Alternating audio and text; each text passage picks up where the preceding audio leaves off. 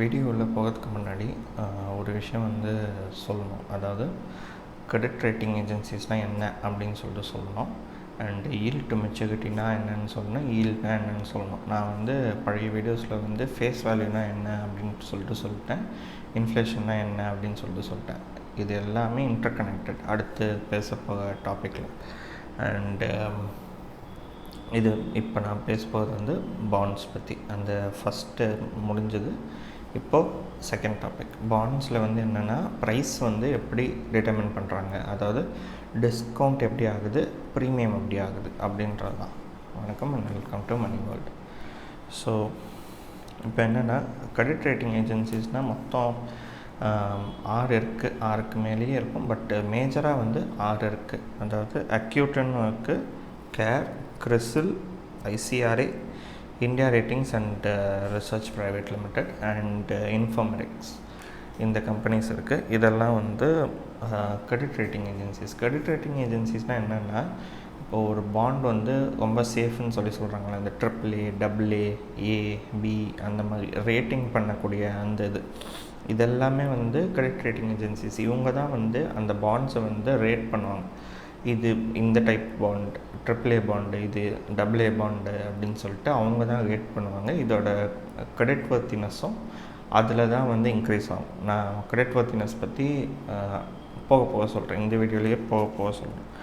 And yield to மெச்சூரிட்டினா என்னென்னா, இப்போது நான் ஒரு வருஷத்துக்கு ஒரு பாண்ட் வாங்குகிறேன், ஓகேவா? ஸோ ஒரு வருஷத்துக்கு ஒரு பாண்ட் வாங்குகிறேன்னா நான் இப்போது அந்த மெச்சூரிட்டி பீரியட் இருக்குல்ல, 1 இயர்க்கான மெச்சூரிட்டி தானே அது. ஸோ அந்த இன்ட்ரெஸ்ட் ரேட்டு மொத்தமாக லைக் அந்த 1 இயர் வரைக்கும் ஃபுல் டென்யூர் 1 இயர் தான். அந்த பாண்டோட இது 1 இயர் தான், மெச்சூரிட்டி பீரியட் 1 இயர் தான். ஸோ நான் அந்த ஃபுல் இயருக்கு எனக்கு எவ்வளோ ரிட்டர்ன் கிடச்சிருக்கு அப்படின்றத நான் கனெக்ட் பண்ணுறது பேர் தான் YTM, ஈல்ட் டு மெச்சூரிட்டி. இதே ஈல்டுனா இப்போ எனக்கு எவ்வளோ கிடைக்குது, லைக் கரண்ட் மார்க்கெட் ப்ரைஸ் எவ்வளோ இருக்குது, அதுலேருந்து எனக்கு எவ்வளோ ஈல்டு கிடைக்குது, இதுக்கு பேர் தான் ஈல்டு. ஈல்டு வேறு, ஈல்டு மெச்சூரிட்டி வேறு. ஒரு சில பேர் கொஞ்சம் கன்ஃபியூஸ் பண்ணுவாங்க. பட்டு கன்ஃபியூஸ் பண்ணுறாங்கன்னு இல்லை, உங்களுக்கு கன்ஃபியூஸ் ஆகிடும் மோஸ்ட்லி. ஏன்னா ஈல்டு இருக்குது, ஈல்டு மெச்சூரிட்டி இருக்குது, ரெண்டுமே ஒன்று தானே அப்படின்ற மாதிரி அப்படின்னு நினச்சிவாங்க. ஆனால் அப்படி கிடையாது. ஸோ அதை சொல்கிறதுக்காக தான். அண்டு ஈல்டு சொல்லிட்டேன், ஈல்டு மெச்சூரிட்டி சொல்லிட்டேன், வேறு ஒன்றும் இல்லை. கரண்ட் மார்க்கெட் ப்ரைஸ்னால் என்னென்னு போன வீடியோவில் சொல்லிட்டேன். அண்டு ஃபேஸ் வேல்யூனா என்ன அப்படின்னு சொல்லிட்டேன். கூப்பன் ரேட் என்னென்னு போன வீடியோவில் சொல்லிட்டேன். ஸோ இவ்வளோ தான். இப்போ என்ன பார்க்க போகணுன்னா, இந்த பாண்டோட ப்ரைஸிங் ஏன் குறையுது, ஏன் கூடுது அப்படின்றது தான். பாண்டோட ப்ரைஸிங் ஏன் குறையுதுன்னா, அது it is related to bank FD தான். பேங்க் எஃப்டியோட இன்ட்ரெஸ்ட் ரேட்ஸ் ஏறிட்டுருக்கு அப்படின்னா, இங்கே இருக்க அந்த கூப்பன் ரேட் இறங்கிட்டே போகும். அண்ட் இங்கே இருக்க இன்ட்ரெஸ்ட் ரேட் கூடிக்கிட்டே போகுதுன்னா, அங்கே இருக்க இன்ட்ரெஸ்ட் ரேட் குறைஞ்சிக்கிட்டே வரும். இது தே ஆர் இன்டர் ரிலேட்டட், ரெண்டுமே இன்வெர்ஸ்லி ப்ரொபோர்ஷனல்னு சொல்லுவாங்க. இங்கே ஏறினா அங்கே இறங்கும், இங்கே இறங்குனா அங்கே ஏறும், அந்த மாதிரி. ஸோ இது இது ஏன் இந்த இது ஏன் நடக்குது அப்படின்னா, இட் இஸ் இன்ஃப்ளேஷனால் நடக்குது. ஆனால் அது உள்ளே இன்னும் டீப்பாக போக முடியாது. ஏன்னா ரொம்ப கன்ஃபியூஸ் ஆகிடும். இப்போதைக்கு பாண்ட்ஸ் பற்றி இருக்குன்னா பாண்ட்ஸ் பற்றி மட்டுமே I try to keep it. Inflation பற்றி வேணால் இன்னும் டீப்பாக வேறு ஒரு வீடியோ போடுறேன். ஸோ இந்த மாதிரி நடக்குது இல்லையா. அண்டு இது ஒரு ஃபேக்டர்.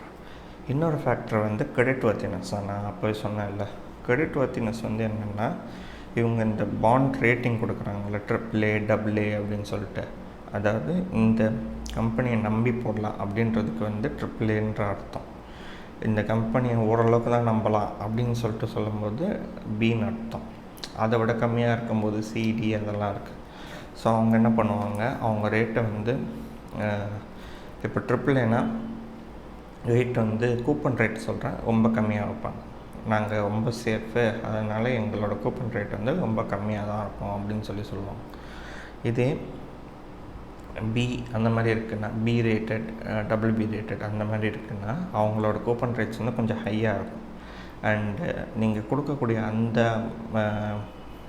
இனிஷியல் பேமெண்ட், அந்த பாண்டு வாங்குறீங்க இல்லையா ஃபேஸ் வேல்யூவில், அதுவுமே AAAல வந்து கொஞ்சம் ஜாஸ்தியாக இருக்கும், அண்ட் இதில் வந்து கொஞ்சம் கம்மியாக தான் இருக்கும். லைக் ஈஸியாக வாங்கிடலாம் அப்படின்ற மாதிரி. அண்டு இன்ட்ரெஸ்ட்டும் வந்து கொஞ்சம் ஜாஸ்தியாக தான் இருக்கும். ஆனால் பி ரேட்டட் அதுக்கு கீழே இருக்கிறதெல்லாம் வாங்கினீங்கன்னா ரிஸ்க்கு வந்து ரொம்ப ஜாஸ்தி. இந்த சென்ஸ் என்ன சொல்கிறேன்னா, மெயின் பாயிண்ட் ஒன்று சொல்லாமல் வந்துட்டேன். அதாவது என்னென்னா, ஒரு பாண்டு வந்து நீங்கள் வாங்குறீங்க அப்படின்னா, இப்போது ஏதோ ஒரு கம்பெனி ஏபிசின்ற ஒரு கம்பெனிலேருந்து ஒரு பாண்ட் அவங்க இஷ்யூ பண்ணுறாங்க. அந்த பாண்டை வந்து நீங்கள் வாங்கிட்டீங்க அப்படின்னா you are not an owner. நீங்கள் ஜஸ்ட்டு ஒரு இன்வெஸ்டர், அவ்வளோதான். ஒரு இன்வெஸ்டர். உங்களுக்கும் அவங்களுக்கும் எந்த சம்மந்தமும் கிடையாது. ஈக்விட்டியில் தான் அந்த சம்மந்தம் இருக்குது. அண்டு இதை நான் ஏன் சொல்கிறேன்னா, இப்போ நீங்கள் ஒரு பாண்ட் வச்சுருக்கீங்க, யூஆர் ஜஸ்ட் அன் இன்வெஸ்டர் அப்படின்ற மாதிரி இருக்கும்போது, அந்த ஏபிசின்ற கம்பெனிலேருந்து தானே பாண்ட் வாங்கியிருக்கீங்க. அந்த ஏபிசி வந்து ஒரு வேளை லாஸ் ஆகிடுச்சு, அவங்க வந்து லிக்விடேட் பண்ணுறாங்க அப்படின்னு சொல்லிட்டு சொல்லுவாங்க. லிக்விடேஷன் ப்ராசஸ் போகும் அப்படின்னு சொல்லிட்டு சொல்லுவாங்க. லிக்விடேஷன் வந்து லைக் அவங்க சொத்தெல்லாம் விற்று அந்த மாதிரி அவங்க கம்பெனியே இல்லை அப்படின்ற மாதிரி ஒரு லிக்விடேஷன் ப்ராசஸ் ஒன்று போகும். நாங்கள் வந்து வி ஆர் பேங்க்ரப்ட் அப்படின்னு சொல்லிட்டு அவங்க கிட்ட இருக்க எல்லா சொத்தையுமே விற்கிற மாதிரி அதுதான் லிக்விடேஷன் ப்ராசஸ். அந்த லிக்விடேஷன் ப்ராசஸ் அப்போது when you are just an investor, when you are holding a bond, you will be the first to get paid. ஓகேவா? அதே வந்து ஒரு ஈக்விட்டியில் நீங்கள் வந்து இன்வெஸ்ட் பண்ணியிருக்கீங்க அப்படின்னா, you will be the last to get paid, because you are not just investing in a company. You have some rights over it. You are kind of a shareholder. You have the powers of the company. But ரொம்ப பவர்ஸ்லாம் எதிர்பார்க்க முடியாது. அதாவது ஒரு share வாங்கிட்டு நான் வந்து உங்கள் இதுக்கு ஓனரா அப்படின்னு சொல்லிட்டு அப்படி சொல்ல முடியாது. உங்களுக்கு நிறைய ஷேர்ஸ் நீங்கள் ஓன் பண்ணுறீங்க அப்படின்னா தான் you are a owner of the company, அந்த மாதிரி இருக்கும். ஸோ பாண்டு வந்து அதனால தான் they are not quite risky அப்படின்னு சொல்லிட்டு சொல்லுவாங்க. But equity level not quite risky, but equity is risky அப்படின்ற மாதிரி ஆகிடும். ஸோ இது வந்து கிரெடிட் வர்த்தினஸ் வந்து சொல்லும்போது, நீங்கள் B rated bonds, B rated bonds இந்த மாதிரி நீங்கள் வாங்குறீங்க அப்படின்னா, உங்களோட ஏர்னிங்ஸ் வந்து அதில் ஒரு வேளை அந்த கம்பெனி வந்து ஃபெயில் ஆகாமல் ஒரு மாதிரி கரெக்டாக போகுது அப்படின்னா, உங்களோட ஏர்னிங்ஸ் வந்து ரொம்ப ஜாஸ்தியாக இருக்கும். ஓகேவா? அண்ட் ஒரு வேளை லிக்விடேட்டே ஆச்சுனாலும் அவங்களால கொடுக்க முடிஞ்சாதான் அதை கொடுப்பாங்க. அவங்களுக்குன்னு நிறைய செலவு இருக்கும். அந்த செலவெல்லாம் முடிச்சுட்டு அவங்கக்கிட்ட காசு இருக்குன்னா மட்டும்தான் அந்த பாண்ட் ஹோல்டர்ஸ்க்கு they'll pay. ஒரு ரொம்ப அப்ளிகேஷன் மாதிரி அப்படியெல்லாம் கிடையாது. பிகாஸ் அவங்க அந்த செலவு பார்க்கணும்ல, அந்த செலவு தான் மெயின் அவங்களுக்கு. அதை பார்த்து முடிச்சுட்டு அதுக்கப்புறம் தான் பாண்டுக்கிட்ட வருவாங்க.